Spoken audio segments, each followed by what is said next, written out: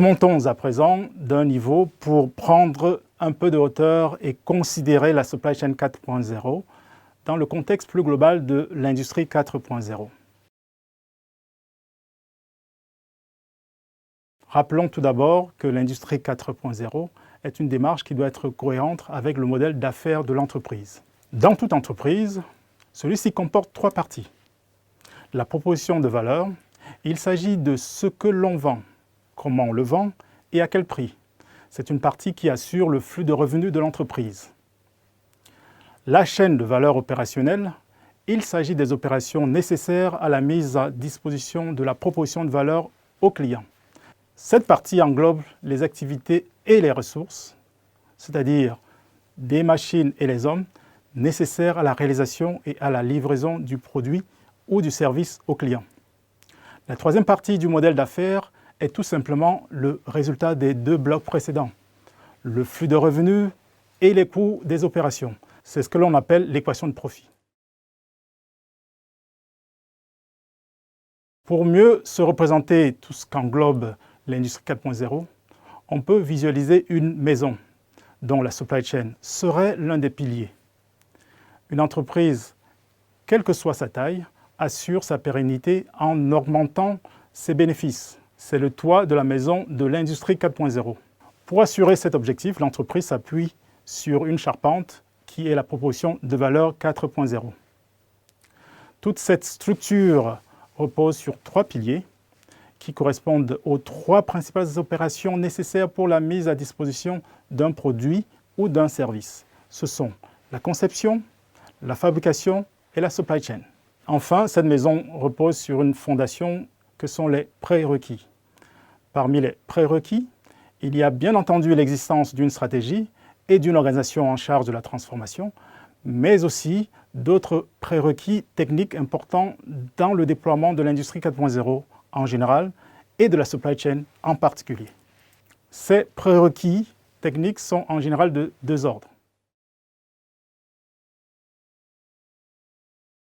Tout d'abord, l'existence d'une infrastructure IT permettant la collecte et la communication des données.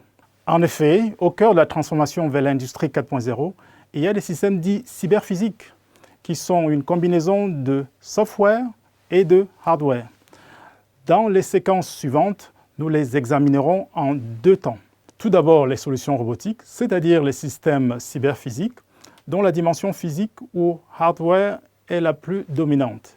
Et ensuite, les solutions d'intelligence artificielle, c'est-à-dire les systèmes dont la partie cyber ou software est la plus dominante.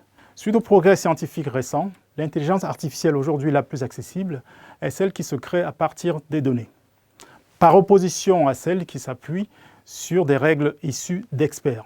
Les données sont donc bien le point de départ des technologies de l'industrie 4.0.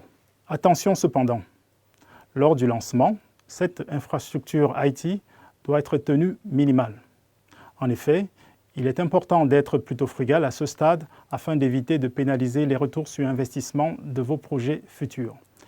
Limitez donc autant que possible les investissements à ce niveau. Très souvent, votre entreprise a déjà l'architecture minimale nécessaire ou pourrait la réaliser dans un périmètre limité, une zone pilote, avec un minimum d'investissement.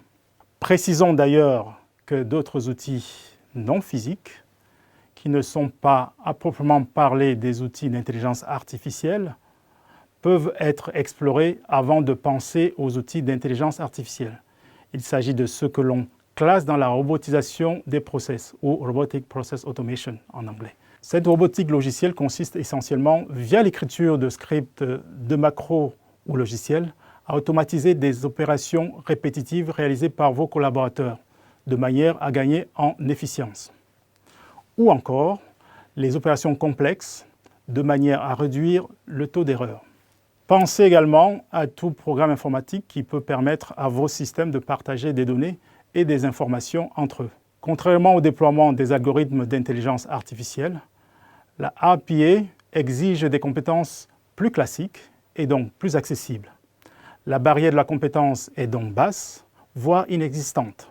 En ce sens, cela mérite d'être regardé avec attention tôt dans la transformation vers l'industrie 4.0 en général et la supply chain 4.0 en particulier.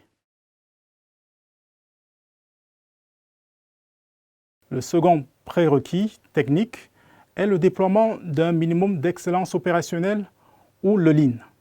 En effet, rajouter de la technologie à un process non optimisé le rendra encore inefficient. Il n'est toutefois pas nécessaire que l'excellence opérationnelle soit déployée dans toute l'entité, usine ou entreprise, pour lancer une démarche de déploiement de la supply chain 4.0. Comme dans le cas du prérequis IT, l'excellence opérationnelle peut être limitée à une zone pilote. Il est important de préciser que le Lean et plus généralement les méthodes d'excellence opérationnelle ne s'opposent pas à l'industrie 4.0. Bien au contraire, elles sont un prérequis nécessaire à son implémentation. En résumé, la mise en place de la supply chain 4.0, comme celle de l'industrie 4.0, doit être cohérente avec le modèle d'affaires. Un ensemble de prérequis est nécessaire. Ils sont d'ordre stratégique, organisationnel, mais également technique. Dans cette dernière case, 2 points sont à vérifier. Un niveau minimum de déploiement de l'excellence opérationnelle, ainsi que l'existence d'une architecture minimale de collecte de données.